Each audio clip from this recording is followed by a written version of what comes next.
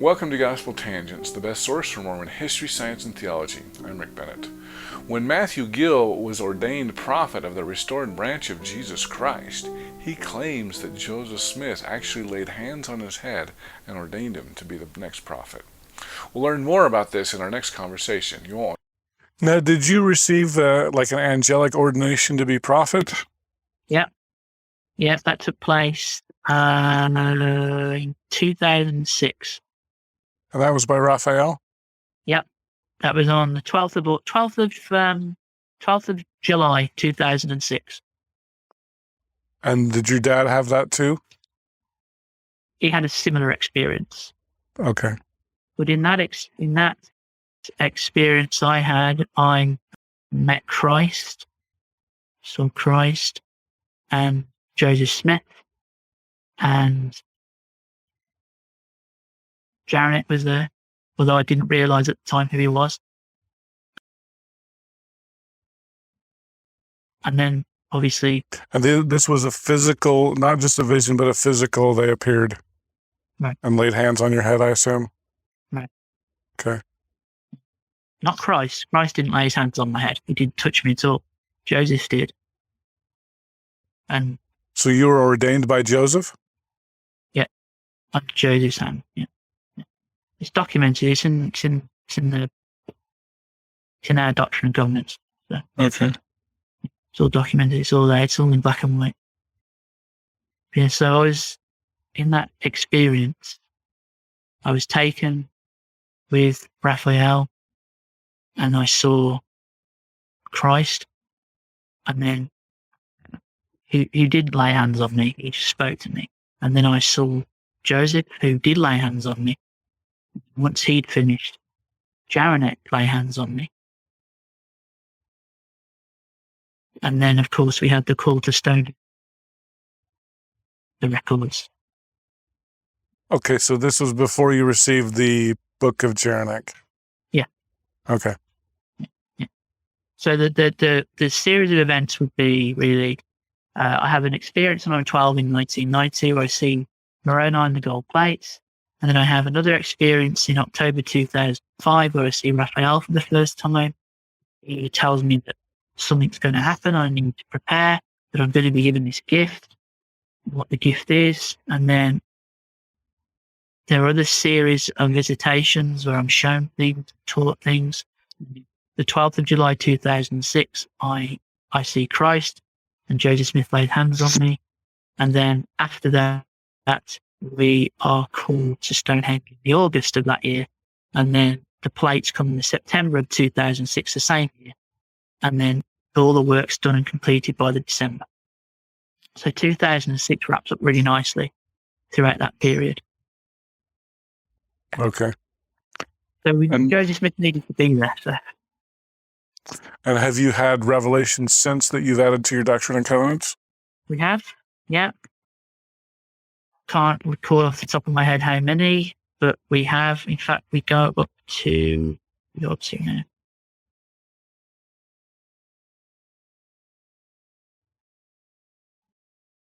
Basically, we got to about 200. So. Oh wow! And you threw out a bunch of. How many were in the 1835 Doctrine and Covenants? Roughly? I don't know. 100? Yeah. So you've probably received half of 100 and 100. Is that a good breakdown, roughly? Yeah, roughly. I mean, over a protracted period of time. I mean, it's not. Yeah. And what do your revelations deal with? Organization of the branch, how it should be organized. So you're the prophet. Your father's the first counselor. Yeah. The way it goes is prophet, first elder. Second elder would be my father. Third elder would be my son. And then, obviously, as other elders come in and they're set apart, they would fulfill those other roles and duties. But we were told, when to meet, what to do within the meetings, when to do the sacrament, we know how to do the sacrament anyway because we just use the sacrament prayers in the Book of Mormon. We have Oh, there's other things in there. There's revelations to other people, like Branch members. branch members, children, some of the branch members' children, and then there's revelations about the Bible, what Bible we should be using, lots of things. I mean, it's basically how to govern ourselves, how to behave, what we should be looking to achieve, where to go, who to go to, what to read, what not to read, how to structure meetings, all kinds of stuff. A vision of future events, even. Certain people of faith that this will happen, which has happened quite a few times with members of. And then, of course, there are branch members who have had dreams, visitations themselves, and once we've talked about them and prayed about them, spoke to the Lord about them, they're either included into the Doctrine and Covenants or they're not, depending on whether that member wants that stuff to be publicly known or not. Mm. So we don't include everything. We include the things that people are happy for us to stick in there, because obviously some people have experiences they don't want publicly known. So do your branch members have revelations too? They can do. And those can be included in your Doctrine and Covenants. That's correct. Yeah. What the normal procedure would be is if they had a revelation, whatever form that takes, whether it be a dream or actual a visitation or an open vision or whatever, we would sit together and they would discuss it and we would talk about it, tell me, and then we would pray together, the two of us. Then they would pray, and I would pray, and then we'd meet together at another date, and we would decide after we've done all those things to include it or not include it into the Doctrine and Covenants. Obviously, there are some things that some people have had that are not in there because they don't feel comfortable with it being there, so we don't put them in. Interesting. I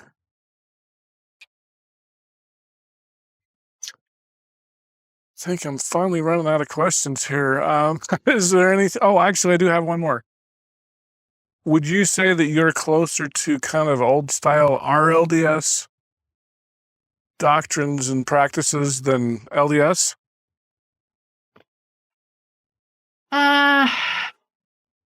Probably. Yeah, probably. I mean, if you're comparing the two, probably. Okay. Yeah, I mean, the obvious it's a problem. Not for us, it's a blessing. But the obvious problem is the added scripture.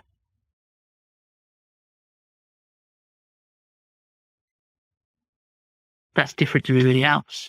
If you remove that added scripture, we would probably be more closely aligned to old style or LDSism than LDS, the LDS church. But they both have their good points and bad points. I know some very wonderful, remarkable people in the LDS church who I'm still very close with. And I know some great people who used to be a part of the RLDS church who I'm very close with. So they both have their good points and bad points, just like every organisation. No one gets it perfectly right. I don't think we're meant to get it perfectly right. I think we're meant to learn as we go. Because if somebody got it absolutely perfectly right, there would be no need for confusion. So many different organisations would all be a part of the same organisation. Unfortunately, we're not. So do you have any thoughts on like Denver Snuffer, John Pratt, or the Brazil plates or anything like that? Yeah, I mean, I've got lots of thoughts about lots of people. I've listened to Denver. I've read some of the stuff, and I've listened to and spoken to members of the Brazil organization that's going on. But I have big problems with some of the things, especially the Brazil issue, with some of the things that go on. I like John Pratt's first vision idea. I think it's very, very good. I think the research into that first vision narrative is excellent. I don't see any reason why it couldn't have been on that date at that time. But I really have a serious issue with the direction I think he took this Brazil thing. Look, there have been I know lots of people that have been involved with it who are no longer involved with it for various reasons. And I know of people who have been involved and left. So the problem is I'm coming from a biased point anyway. We all are. We're all coming from a biased perspective. Everybody believes that their branch or organisation have merit. My argument is, and I've never said this, and I have been accused of saying this, but never said it, that I believe that our branch is the only branch, the only true branch. I don't prescribe to that one true church theory. I think there's a lot of good people in a lot of great areas throughout the Restoration who are involved with the LDS, the independent branch movement, there's lots of great people doing lots of great things. But we're all still heading or trying to head to something that I think at the moment is an impossibility. Because we don't all agree. And I certainly don't. And we are far too small to be called the only true church on the face of the earth. And to say as an organisation of our size that is true is just ridiculous. I believe the Lord has given us things that we need to do. He's given us a work that we have done and completed and are continuing to push and promote. And he's given us things to think about and to aim at. But I certainly don't think all the truth is contained here. I believe the LDS Church has some truth. I believe there's some truth in every organisation. But unfortunately, this one true church theory is all pervasive, and until I think we can overcome that, it's like the authority issue. I have authority and you don't. I just don't prescribe to that. That's all. I would be more than happy. Even though you were ordained by Joseph Smith? Right. Yeah, because I don't believe I'm the only one that's been ordained by Joseph Smith. I certainly don't believe that I'm the only one to have seen Joseph Smith and spoken to him and Christ. And I just don't believe in I have authority argument. Don't. I just think that's a good excuse for not talking to people. I think it's a really good excuse for not trying to find consensus with people. Not everybody prescribes to that method of thought, but the LDS do. And I just don't think it does them any favours personally. But I'd be more than happy for someone else to give me a blessing. I have had other people pray for me and bless me who aren't members of my branch. Like Patrick McKay or people like that? Right.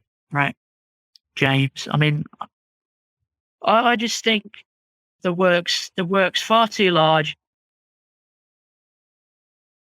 to limit people on authority issues and one true church theory is negative, and it can be defeated because you then discount. I mean, are we honestly saying to one another that we don't believe people can receive revelation outside of an organisation? That we don't believe that God would speak to someone outside of an organisation? And if they're not a member of that organisation, they can't talk to God, and God can't talk to them. And He can't reveal things to them. And He can't give them things and show them things. Which is why I say, like the Brazil plates, I've taken a view on it. I've looked at the evidence. I've taken a view on it. People look at my story and they take views on it. I'm not saying that he hasn't received something. I'm not saying that people don't receive. We should be so easy to write people off. We should be so easy to say he's a madman, he's an idiot, and he hasn't happened the way he said it happened. We certainly don't believe in that scripture. But we all have to draw conclusions on what we read and what we hear. And I've drawn my conclusions on the Brazil issue. I just don't prescribe to the fact that I don't think it's true. For various reasons. And I won't go into them now, but for various reasons. But there's other parts of the restoration that I look at and go, what, that is really, really good. That's great. I'd love to utilize that. I think that's a really good initiative. I think that's a really fantastic program. So, problem is when you slap a sticker on it and say, this is mine, nobody else's. I think that's dangerous and it's wrong and pushes us further apart rather than bringing us together. Don't forget, my feeling is that Zion has got to be established. And there needs to be a healing at some point. That we need to come together at some point, or Zion will never be established. And that healing can only take place in an atmosphere of love, understanding, and people willing to talk and accept the fact that, what you're saying might be true and what you're saying might not be true. And we need to examine people's testimonies, people's stories, and rely on the Spirit a little bit more than just relying on what somebody says. And that's all I ever ask people to do. I say, don't just take my word for it. Read what we've put out. Look at what we put out. If it rings true for you, then great. If it doesn't interest you or you think it's a load of nonsense, that's fine as well. That's all right. We can still be friends. We can still talk. I have arguments with people who go, no, I can't be your friend anymore because I don't believe what you believe to be true. I think that's really right. I've been on the end of that personally, and it's not in the least, and there's no need for it in an organization or a religion as big as ours, as big as the Restoration. So, anyway, that's nothing I'd like to. I'd just like to see a little bit more love, appreciation, understanding of the people, and I think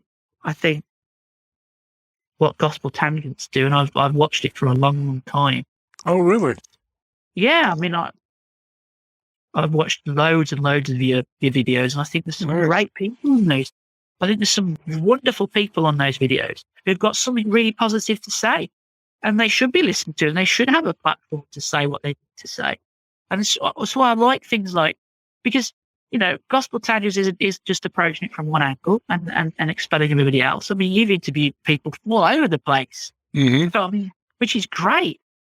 That's all I want to see. A little bit more. Let's chat. Let's talk. Let's find out what's going on. I need to turn this into a commercial. This is great. No, but I really do like the stuff. And the reason I was eager to get on is because I think we have a story to tell that people don't know about. And I consider us to be part of the Restoration. And what a great platform to spread it on that you've got. And I have nothing but praise for what you're doing. I think it's great. Oh, well, that makes my day. That's awesome. Thank you. I wanted to ask you about a couple other people. This might be tough questions. What do you think about some of these polygamous groups that I've had on? I know you're anti-polygamy, but what do you think? Well, I've watched a few of your polygamy videos, and I can sit and watch that and go, wow, that's a really great experience. I don't have to agree with it. I certainly don't agree with it, but I'm thinking, well, they've got something that needs to be said. They've got something that needs to be told from their point of view. I don't agree with it, But I'll listen to it and I'll think, oh, why shouldn't that be heard? Why shouldn't that be heard? It's far too easy to say, no, you're not going to have a voice because you don't fit here. And I'd be more than happy to talk to and chat with about polygamists. Mm-hmm. I don't have to agree with their philosophy. I don't have to agree with the way they've approached the restoration. But I don't think there's anything wrong with letting them share their view. I certainly wouldn't want them shut down. I don't think that's a good way to deal with it at all. Okay. Have you met with any other prophets or interacted with David Ferriman? I've actually interviewed him a few weeks ago. I haven't published it as of this recording, but or Denver Snuffer or people like that. Trouble with me is I live across the other side of the pond, and if I wanted to interact with those types of people every day or every other week, I'd have to be there. I've listened to a lot of the stuff they've recorded, and I've read, especially Denver Snuffer more, just because I think it's an intriguing concept. I don't agree with it necessarily, but I view him as kind of a libertarian Mormon leader. and I mean, the way they do their services, I think is quite refreshing in a way. But yeah, I mean, my problem is I live across the other side of the pond, and all the action's going on in America. all the actions in the promised land, and I'm not. So, well, I did have Hans Madsen on. He's in Spain, so he's relatively close. Yeah, but just to drive to the state for you, wouldn't it? Really? Yeah, I've got to get on the plane for 2 or 3 hours. But yeah, I mean, the good thing about the restoration is there's so many people doing so many good things and so many different stories. And I'm just appreciative that people want to share their stories. I think they should be sharing their stories. They certainly should be shut down. Well, cool. One last question. What are your thoughts on gay marriage? No. No.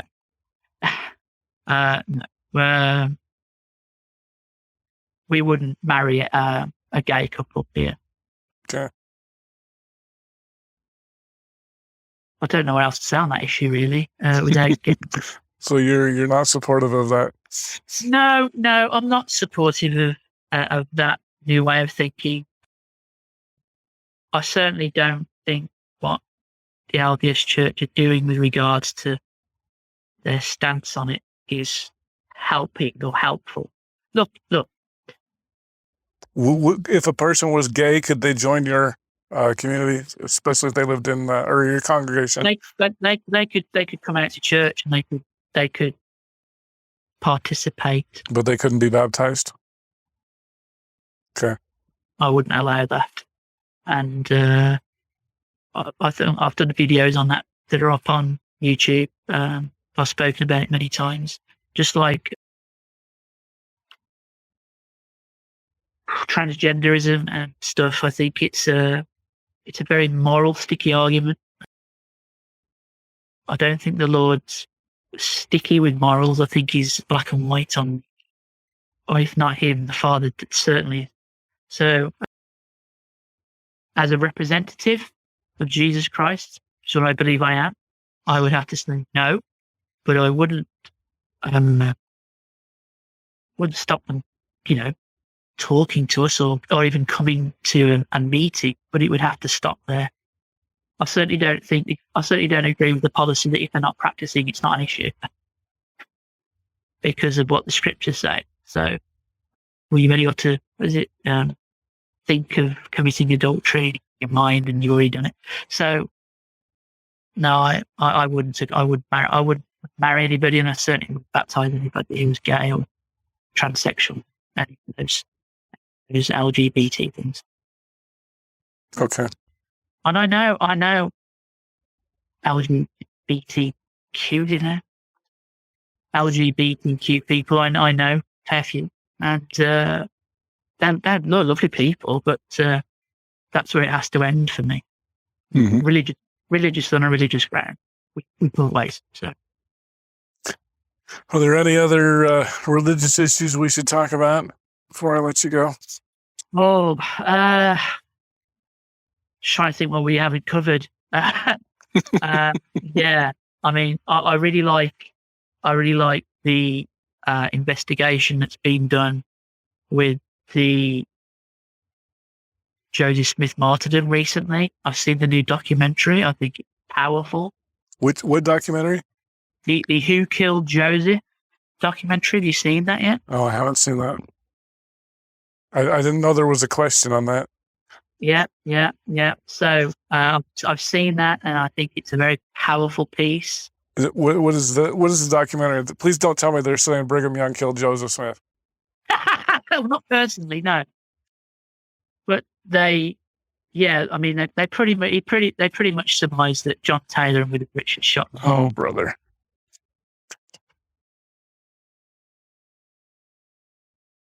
It's a great documentary. I think there's some really good points of merit in there that questions need to be asked. I mean, whether it actually happened that way or not, I don't know. I wasn't there. I don't know anyone that was alive that was there. I'm looking for my book. I can't see it though. Carthage Conspiracy with Dallin Oaks and Marvin Hill. You need to read that. That's a really good book. So. I know where the LDS stand on the issue, and I know where lots of people stand on the issue, and I just think it plays into the whole polygamy argument, doesn't it? So, but that's an interesting documentary. I would certainly recommend watching it. It's a powerful piece, whether you agree with it or not. It's still a powerful piece of film, and he's done some great research. He spoke to everybody that was LDS. I think all of his people he spoke to were LDS. So, yeah, and he was an LDS member until he released the documentary. He released it, then okay, that's it, see you later. But yeah, I mean, I don't think so. I think we've covered all the bases. I mean, what I really want people to understand, lastly, is that we are actively involved in the restoration. We believe Joseph Smith was a prophet of God. We believe the Book of Mormon to be sacred scripture. We teach from it. We sell it. We are involved. The only thing that sets us apart from everybody else is the added scripture. That is it. So we're here, we exist, and, that's that really. All right. Do they call you President Gill, Elder Gill? Elder. I don't like the president. No, that's too American for me. Well, Elder Matthew Gill, I really appreciate you and all the time you spent here on Gospel Tangents. I know it's late there in the UK, and so I appreciate you staying up with me. So thanks again for being on Gospel Tangents. Bye-bye. See you. I hope you enjoyed our conversation with Elder Matthew Gill. Matthew, thank you so much for sitting down with me and talking to me more about your church and the plates of Ranek and Jeranek and all those prophets that were on those plates. So thank you so much. Really appreciate it. In our next conversation, I'm excited to introduce one of the September 6th, Paul Toscano. You'll probably remember we've had his wife on a couple times, but now we're going to really meet Paul. Often critical of the leaders of the church. I'm famous for being. I once said to Dallin Oaks in a time I was meeting with him back in 1984. Oh wow! He was talking to me about the apostleship, and I was talking to him about it. He had just recently been called. I said, "It's not that I think you're not apostles. I believe you're apostles. It's just that you're the worst apostles in the history of Christianity." Oh my goodness! Thanks for listening to Gospel Tangents. If you'd like to hear the entire interview uncut, please subscribe at patreon.com/gospeltangents. You can hear the entire interviews there. Also, check out our new, improved, user-friendly website at gospeltangents.com. We've made it much more user-friendly, so check that out. Click here to subscribe, here for a transcript, and over here we've got more of our great videos. Thanks again.